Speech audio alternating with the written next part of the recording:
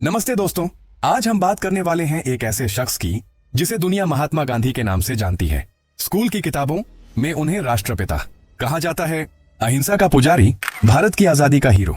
लेकिन क्या आप जानते हैं कि उनकी जिंदगी में कुछ ऐसे पन्ने भी हैं जो इतिहास की किताबों से अक्सर गायब रहते हैं। आज हम डाइव करेंगे गांधी जी की उन विवादास्पद बातों और फैसलों में जो हिंदू मुस्लिम एकता के नाम पर लिए गए, लेकिन कई लोगों को एक तरफा लगे। ये स्क्रिप्ट डीप रिसर्च पर आधारित है, collected works of Mahatma Gandhi और समकालीन रिपोर्ट से ली गई जानकारी के साथ। चलिए स्टोरी शुरू करते हैं जैसे एक दोस्त से बात कर रहे हों।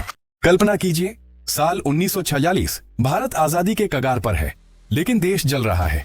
बंगाल के नोआखाली इलाके में भयानक दंगे हो रहे हैं। मुस्लिम लीग के समर्थकों द्वारा हिंदुओं पर हमले, हत्याएं, जबरन धर्मांतरण और सबसे दर्दनाक, महिलाओं और बच्चों के साथ बलात्कार। हजारों हिंदू परिवार बेघर हो गए, उनकी औरतें और बच्चियां असुरक्षित। ऐसे में गांधी जी क्या करते हैं? वे दिल्ली में अपनी प्रेयर मीटिंग्स में कहते हैं कि हिंदू महिलाएं अपनी इज्जत बचाने के लिए मौत को गले लगा लें। हाँ, आपने सही सुना, गला घोंटकर, जीभ काटकर या जहर खाकर आत्महत्या कर लें। ये शब्द खुद गांधी जी के हैं। Collected works of Mahatma Gandhi, volume 85, page 491 में दर्ज। सोचिए, क्या ये कोई महात्मा की सलाह है? बजाय हमलावरों को रोकने या हिंदुओं को बचाने के, वे पीड़ितों को ही मौत की राह सुझा रहे थे। ये उनकी अहिंसा की फिलॉसफी का हिस्सा था, जहां हिंसा का जवाब हिंसा से नहीं बल्कि बहादुरी से मौत से दिया जाए। लेकिन क्या ये व्यावहारिक था? नोआखाली में गांधी जी खुद गए, 4 महीने रहे, शांति की कोशिश की, लेकिन शुरुआती सलाह ने कई हिंदुओं को नाराज कर दिया। न्यूयॉर्क टाइम्स ने भी तब हेडलाइन दी थी, Gandhi urges women to take poison. अब चलते हैं विभाजन के समय पर। 1947, भारत पाकिस्तान का बंटवारा।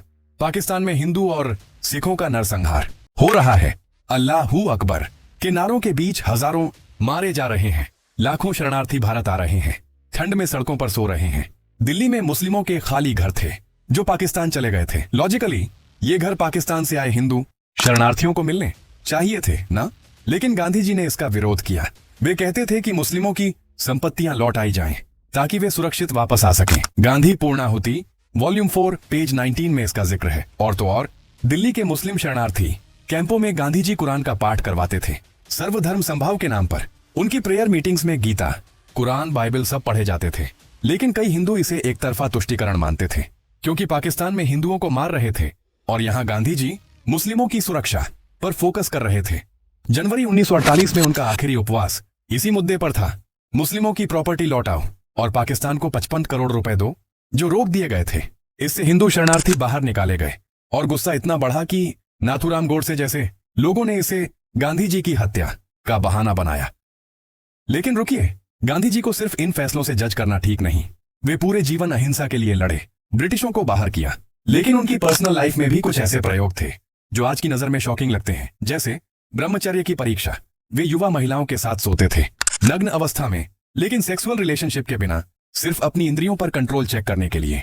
एक उदाहरण, प्रभावती, जो जयप्रकाश नारायण की पत्नी थी, उनके साथ आश्रम में रहती थी।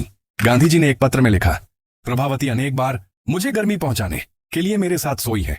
जब वह थर थर कांपती जमीन पर मेरे लिए पड़ी रहती थी तो मैं उसे अपने में समेट लेता था। ये शब्द खुद गांधी जी के हैं, उनके सहयोगी मुन्ना लाल शाह को लिखे पत्र में। कलेक्टेड वर्क्स में ये दर्ज है। गांधी जी इसे यज्ञ मानते थे, आत्मशुद्धि का तरीका। लेकिन आलोचक कहते हैं ये अनैतिक था, खासकर उस दौर में।